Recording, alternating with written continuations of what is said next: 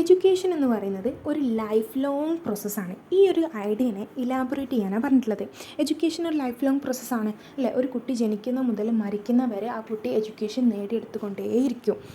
ആദ്യ കാലഘട്ടത്തിൽ ആ കുട്ടി എന്ത് ചെയ്യും, അവരുടെ അമ്മയിൽ നിന്ന് എഡ്യൂക്കേഷൻ വാങ്ങും, പിന്നെ അവരുടെ ഫാമിലിയിൽ നിന്ന് വാങ്ങും, അവരുടെ വീട്ടിൻ്റെ ഉള്ളിൽ നിന്ന്, പിന്നെ ഫാമിലിയിൽ നിന്ന്, പിന്നെ സൊസൈറ്റിയിൽ നിന്ന്. അതേപോലെ തന്നെ അവർ കാണുന്നത് കേൾക്കുന്നത് എല്ലാം അവർക്ക് എഡ്യൂക്കേഷനാണ്.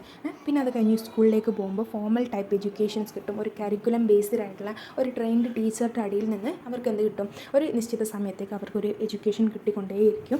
അതിൻ്റെ കൂടെ തന്നെ നമ്മുടെ സൊസൈറ്റിയിൽ നിന്നും നമ്മുടെ പിയർ ഗ്രൂപ്പ്സിൽ നിന്നും അങ്ങനെയുള്ള എഡ്യൂക്കേഷൻ, അവരുടെ റിലീജിയസിൽ നിന്നും അങ്ങനെയും ടൈപ്പുള്ള എഡ്യൂക്കേഷൻസ് വന്നുകൊണ്ടേയിരിക്കും. അങ്ങനെ ഈ കുട്ടി വളരുന്നതനുസരിച്ച് ടെക്നോളജിയിലെ മാറ്റങ്ങൾ വരും. അതേപോലെ തന്നെ സൊസൈറ്റിയിൽ ഒരുപാട് മാറ്റങ്ങൾ വരും. അതിനെ അഡാപ്റ്റ് ചെയ്യുന്ന രീതിയിലുള്ള നോളജ് ആ കുട്ടി ആക്സെപ്റ്റ് ചെയ്തുകൊണ്ടേയിരിക്കും.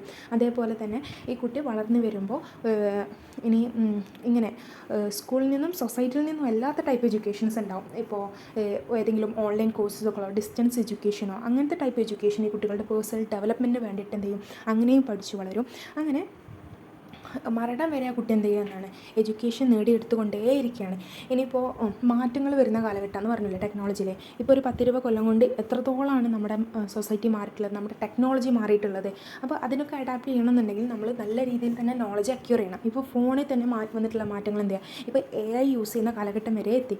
അപ്പോൾ ഇതിനൊക്കെ നമ്മൾ എന്ത് ചെയ്യും, നല്ല രീതിയിൽ നോളജ് അക്യൂർ ചെയ്യണം അല്ലേ. അപ്പോൾ അതിന് വേണ്ടിയിട്ട് എന്ത് ചെയ്യും, ചില കുട്ടികൾ അതിനുള്ള കോഴ്സുകൾ, ഓൺലൈൻ കോഴ്സുകൾ ചെയ്യും. അതേപോലെ തന്നെ ജോബ് സെക്യൂർ ആക്കാൻ വേണ്ടിയിട്ട് അതേപോലെയുള്ള വൊക്കേഷണലൈസ്ഡ് ആയിട്ടുള്ള കോഴ്സസുകൾ ചെയ്യും. ഇതൊക്കെ എഡ്യൂക്കേഷൻ പർപ്പസാണ്.